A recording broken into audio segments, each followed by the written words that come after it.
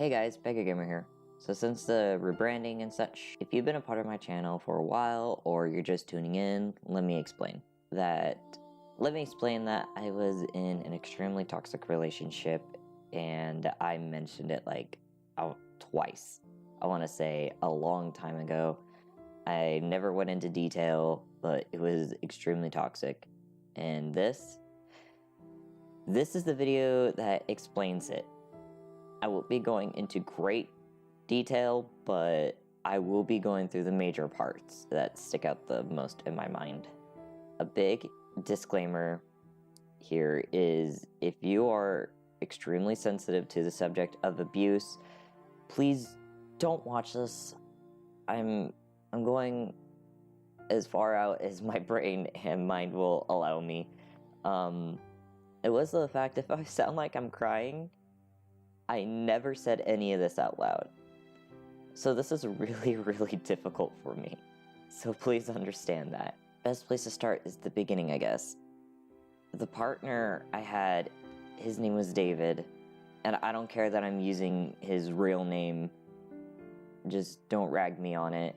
I met David at SakuraCon 2014, and I was a staff member, the TAD or audio department team. And we kind of just ran into each other and just clicked. Before the cons end, we exchanged Skype and things seemed to be normal at first. We admitted our feelings 2 months later and would visit one another time to time since we lived like 3 hours apart from one another. But I was so dumb and didn't see any of the red flags even in the very beginning. He would constantly mock me for my taste of clothes, music, and even my art. I should have done something and I should have cut him off from the beginning, but I was so happy that someone actually liked me and wasn't just saying it to mock me or anything like that. As time passed, we ended up moving in together in October 2014. That wasn't very smart of me, but I was just blind. First few months went okay. I worked at 2 different jobs at the time. Not at the same time, but I did have jobs. And, well, we were living with his parents, who were pretty decent people, and we got along nicely and were able to have controversial conversations. However, David constantly showed aggression towards his parents and eventually went towards me when we moved out. It was a hard goodbye, honestly, but hey, there we go. Living with his parents wasn't the worst thing, but there were a lot of happy moments, and we were together living with his parents, like I said, and I honestly can't point out anything other than him asking me to leave work constantly early for him for some reason. But when we moved out that August, it was a nightmare. He would refuse to clean the apartment, he would refuse to cook or do anything to help around the house. Hell, we even had a roommate that eventually moved out because of it. It was a nightmare. When it was just us, it just got worse. It started with not cleaning up after himself. Subtle, I know, but he refused to clean whatsoever. I was always cleaning up after him and cleaning everything to make sure it was spotless and clean. And whenever I would come home from a long shift from work, it would get worse. Now, I understand from personal experience myself that mental health can prevent you from doing certain things, but you just gotta push through it. And when you're done with that task, it feels so worth it because you're done and it's relieving. But he would use it as an excuse to get away with everything. And I do mean everything. Like, I would come home from a very early morning shift. I would be working from shifts from like 5 a.m. to like 3 to 4 p.m. And it would be worse than it was before. Whenever I would ask him to clean, he would get so aggressive towards me and use his autism and depression as an excuse, and then he would start calling me just horrid things. Of course, the typical things like asshole, bitch, cunt, etc. But then it would get worse. Like, I didn't deserve to live like that, and he was just a horrible person. And even though, and he would say things like I was a horrible human being and that I deserved to get hit by a car on my way to work and that I deserved to die in so many ways. It then led to financial abuse. If you don't know what that is, just by its name, it's when somebody starts controlling your money and starts abusing it or stealing it from you, or just basically as it is. He would publicly demand my money and even take my hard-earned check away from me. And if I didn't spend my money that I worked my ass off on him when he didn't work, he would be mad and he would insult me and make me feel guilty for not buying things for him and buying things for myself. And even when it came to food and clothing, yeah, food and clothing, if it wasn't for him, he would get really angry, and if I refused, well, that led to the mental abuse. Like I stated, he lowered my self-esteem down and made me feel guilty for wanting to keep things for myself. He would call me selfish, unwanted, pathetic, and like I said, in saying that he wished I'd die or even threatened self-harm or suicide and blame it all on me. He would tell me that my family and friends didn't actually love me and he was the only one who did. And sadly, I believed him. But God forbid, if I went someplace without him, he would call or text me repeatedly and yell at me for going someplace without him.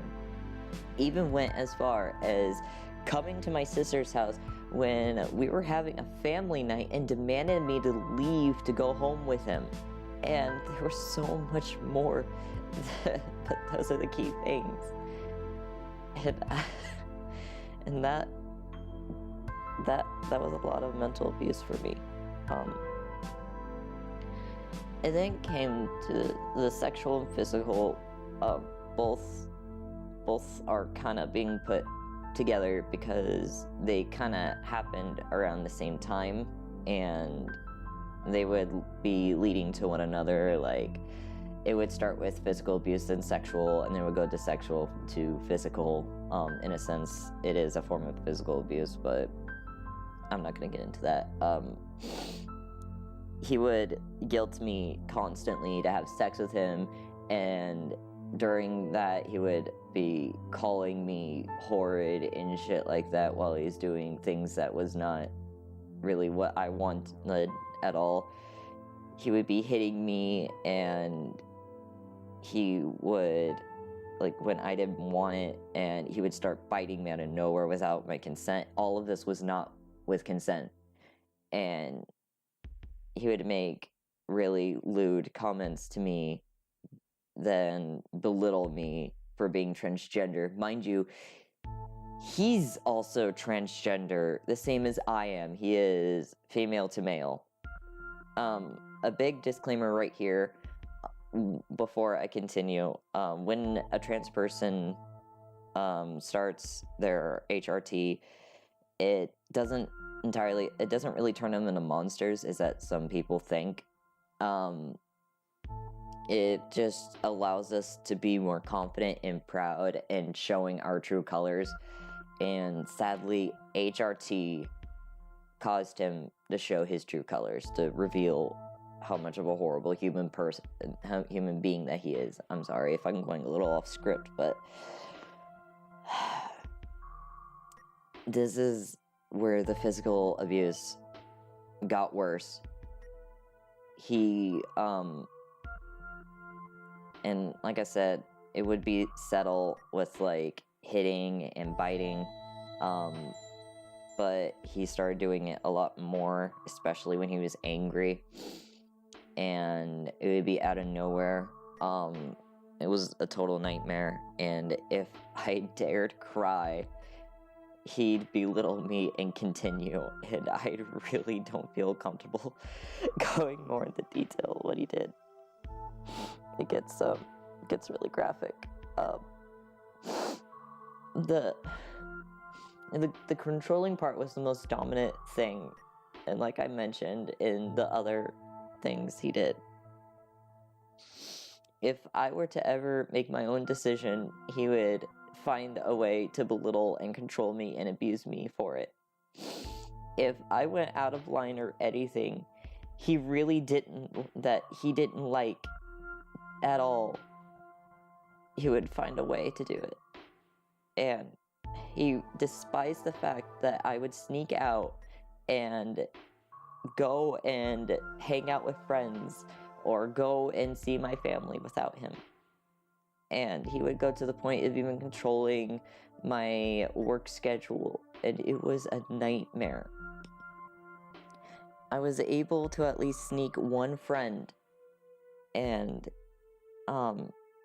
her name is Slither Dragon, or I call her Ben. We've been friends for a very long time, and I would text her and I'd tell her exactly what's going on, and she was the one who first told me that this was not okay. And David would accuse me of cheating on him with her all the time. And yet when I got a hold of his old laptop, I found that he was on Grindr and Tinder and OkCupid during the time that we were together, and that he was contacting people during the time that we were together.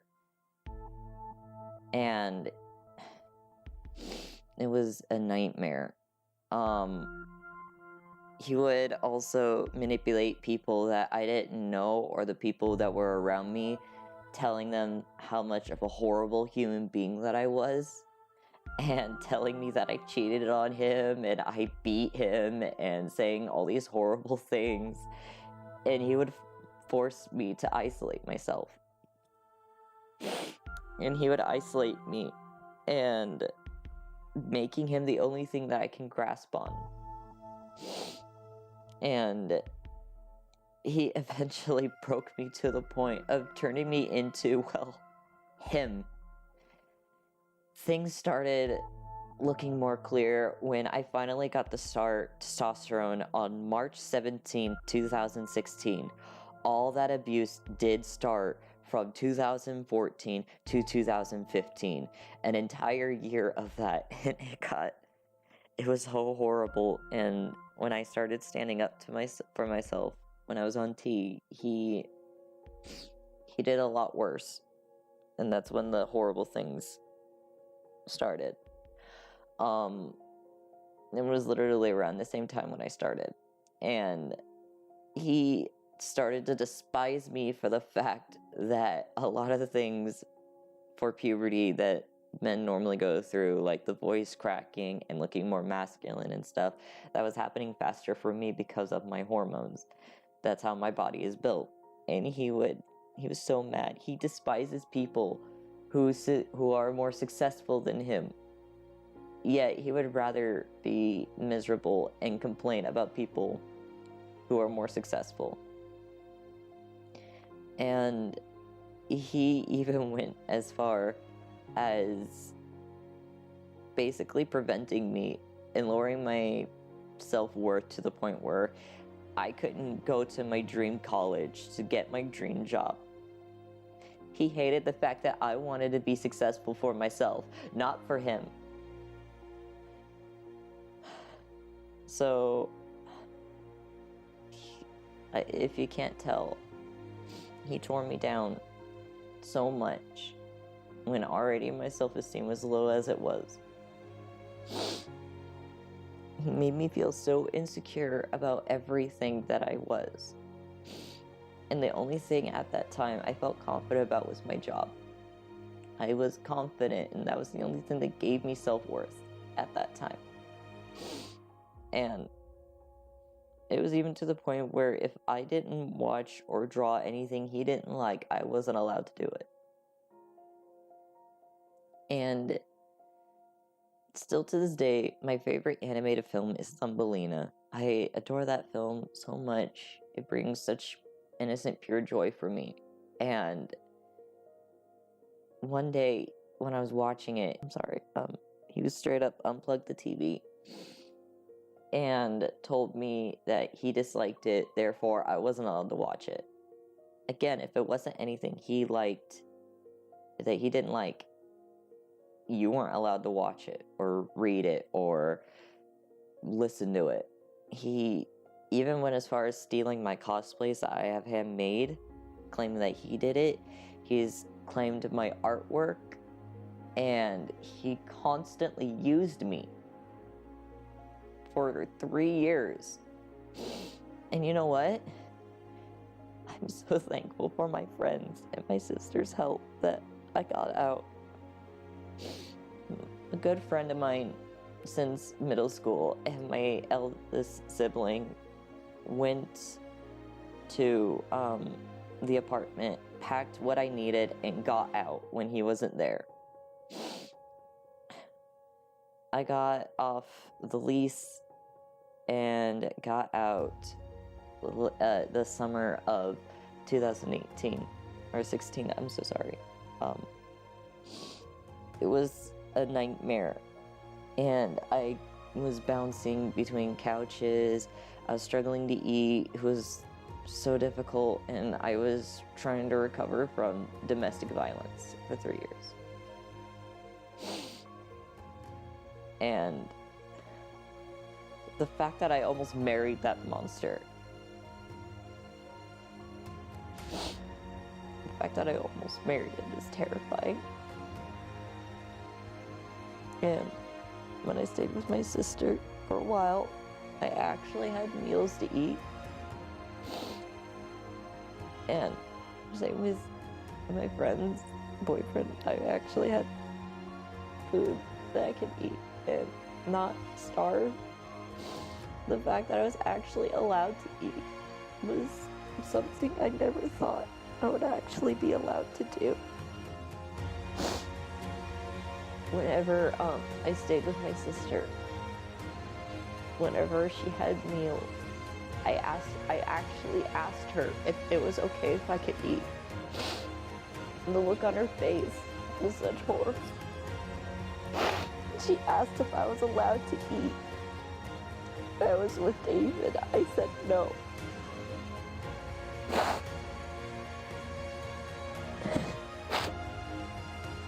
Sorry. No, I'm going off script, but and I'm honestly grateful for Adriana and Ben and Corey and my mom and the program that had helped me get out and get me this far. I'm so grateful for you guys. I honestly am.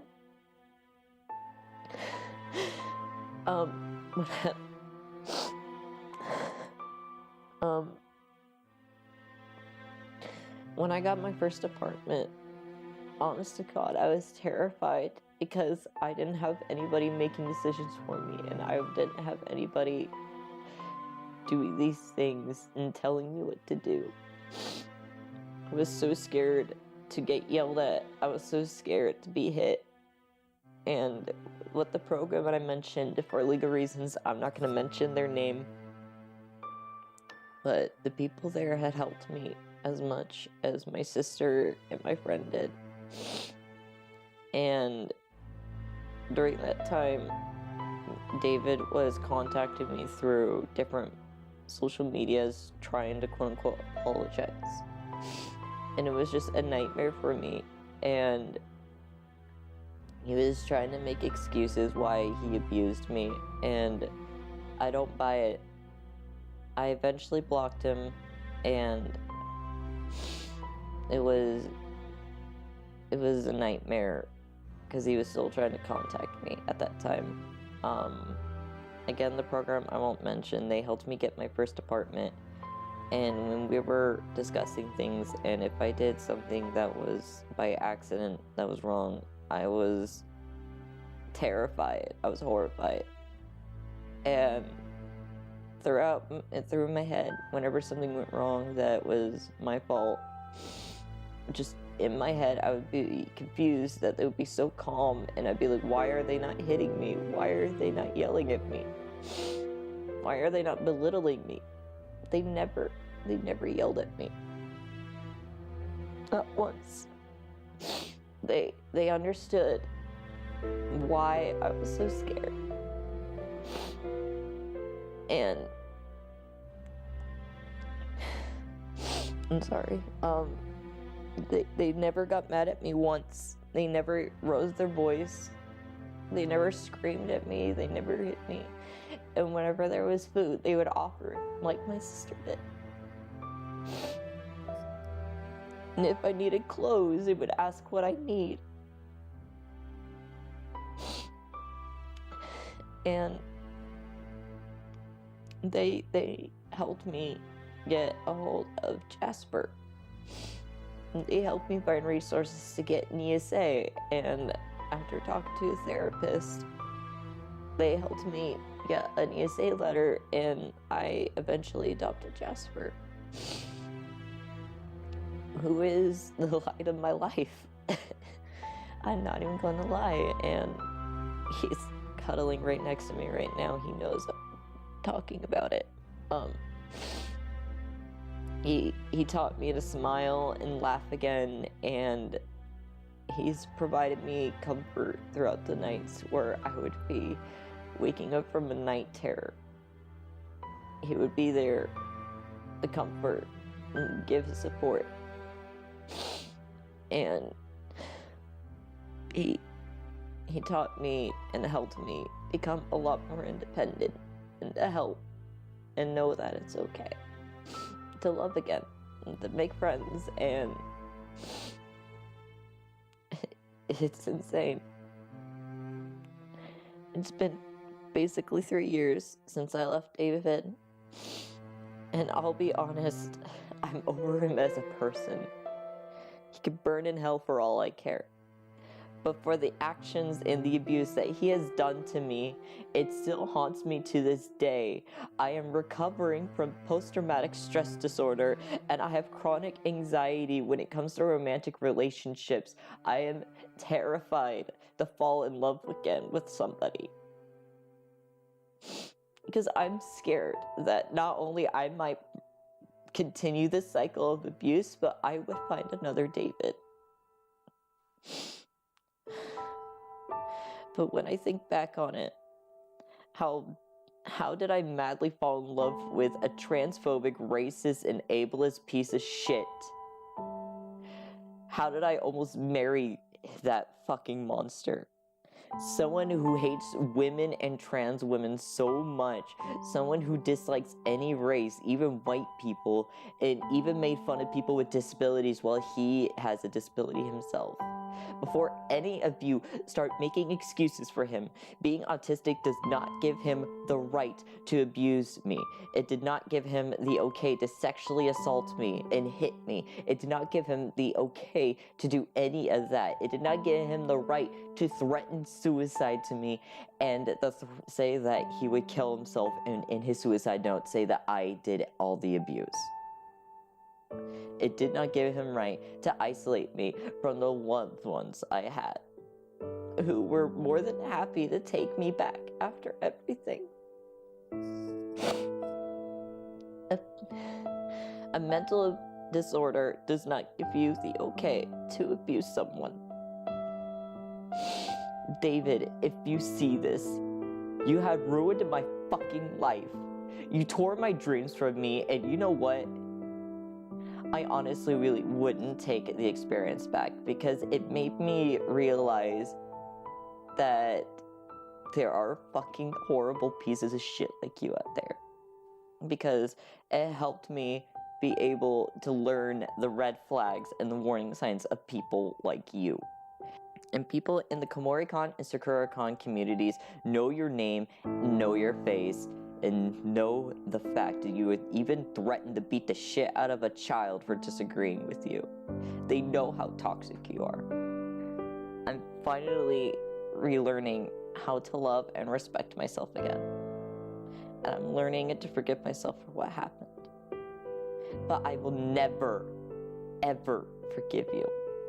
I don't hold grudges. I try not to. But this is one I'm more than happy to keep because it will keep myself safe. If you're an abuse victim, I'm so sorry what happened to you. But things will be better. It'll be slow, but it will be better. And you'll eventually leave your own David. And if you have, congratulations, I'm so proud of you. The road to recovery is really long for me. But when I look back, I've made a very long way, knowing that there were people there to support me. And it's a new chapter of my life. After 3 years of torment, I'm finally ready to meet myself again. And I know for damn sure I won't be alone on this journey. I never went into details of what happened before, and now I have. So before any of you want to doubt anyone who has never spoken up, try putting yourself in our shoes. Because believe it or not, I've actually had cops tell me to get over my abuse. Half the time they won't even believe you. Maybe you should think about that. Hey, if you made it this far into the video, thank you so much. I'm sorry for it being very emotionally charged, but this was something that my therapist actually strongly encouraged me to do. She said it's probably not the smartest thing that I'm probably going to recommend, but if it's something that'll help you help others, then it'll be a good idea.